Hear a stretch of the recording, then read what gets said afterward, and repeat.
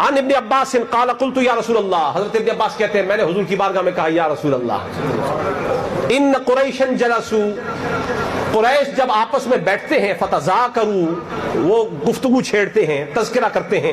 فجعلوا مثلک کمثل نخلۃ فی کبوۃ من الارض، جب آپ کی بات کرتے ہیں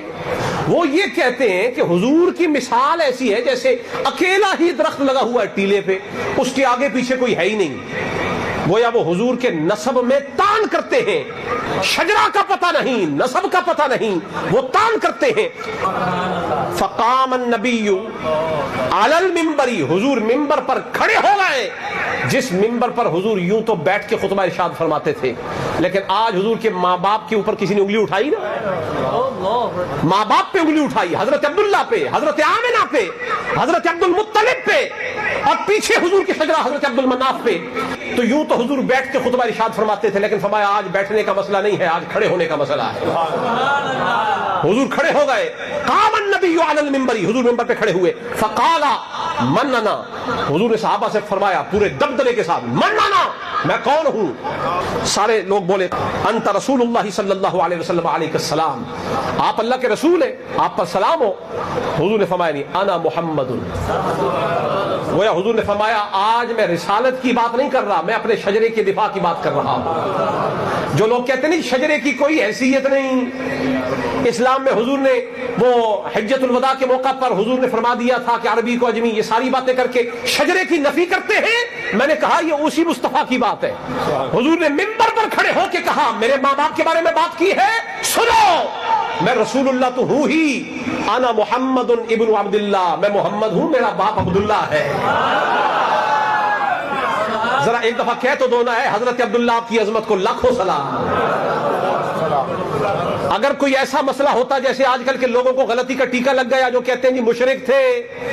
میں نے کہا تجھے بہت پتا ہے، حضور سے پوچھو ماں باپ کیسے تھے۔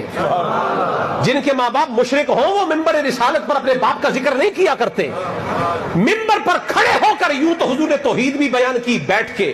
رسالت بھی بیٹھ کے، لیکن اپنے ماں باپ کا شجرہ کیوں؟ اس لیے کہ اس کی تبلیغ میں شک پیدا ہو جاتا ہے جس کے نسب میں مسئلہ ہو، لہذا حضور نسب کو بتا رہے ہیں کہ مجھ سے بات وہی قبول کرے جو پہلے میرا نسب مان کے آئے۔ ہر ایک کے نسب کے بارے میں کچھ بھی کہا جا سکتا ہے، لیکن نسب مصطفیٰ کے بارے میں گھٹیا بات نہیں کی جا سکتی۔ یہی تو وجہ ہے کہ بہار شریعت میں بھی اور فتاوی رضویہ میں بھی اعلیٰ حضرت نے لکھا ہے جس آدمی نے سید کو گالی بکی وہ دار اسلام سے خارج ہو جاتا ہے، وہ کوئی بھی ہو، کیسا بھی ہو، اس کا جبہ ہو، امامہ ہو، پگڑی ٹوپی داڑھی لٹکائی ہوئی ہو، کچھ بھی ہو، اعلیٰ حضرت کے قلم کے فتوے کی مار سے انہوں نے خود لکھا ہے جو سید کو گالی دے دار اسلام سے، اعلیٰ حضرت نے کہا ہے، آپ کو ماننا ہوگا اس فتوے کو، گالی کوئی بھی دے دار اسلام سے اسے توبہ کرنی ہوگی اور پلٹ کے آنا ہوگا، لیکن اگر کسی نے حضور کے ماں باپ کو برا کہا ہو، ہم تو نیچے کی بات کر رہے ہیں، وہ تو سیدوں کی اصل ہے، حضور جن سے آئے ہیں ان کی بات کر رہے ہیں۔ ان اللہ خلق الخلق، اللہ نے پوری مخلوق کو بنایا، فجعلنی فی خیرہم، تو اللہ نے ساری مخلوقات میں سے سب سے بہتر انسانوں میں مجھے رکھا، فی خیرہم، انسانوں میں مجھے رکھا، ثم جعلہم فرقتین، پھر اللہ نے مخلوق کے دو فرقے بنائے، گروہ بنائے، دھڑے بنائے، ایک عربی ایک عجمی، فجعلنی فی خیرہم فرقتن، اللہ نے مجھے اچھے عربیوں میں رکھا، عربیوں میں، ثم جعلہم قبائل، پھر اللہ نے عربیوں کے قبیلے بنائے، فجعلنی فی خیرہم قبیلتن، پھر اللہ نے مجھے عربیوں میں سے بھی چن کر بہتر قبیلے میں رکھا، اور پھر فرمایا ثم جعلہم بیوتا، اللہ نے قبیلوں کے اندر گھر بنائے، فجعلنی فی خیرہم بیتا، اللہ نے مجھے عربیوں کے قبیلوں میں سے گھر بھی اچھا عطا فرمایا ہے، اچھوں کے اچھوں کے اچھوں کے اچھوں کا اچھا ہوں میں، اور حضور نے فرمایا انا خیرکم نفسا، میں خود بھی تم میں سے سب سے اچھا ہوں، وخیرکم ابا،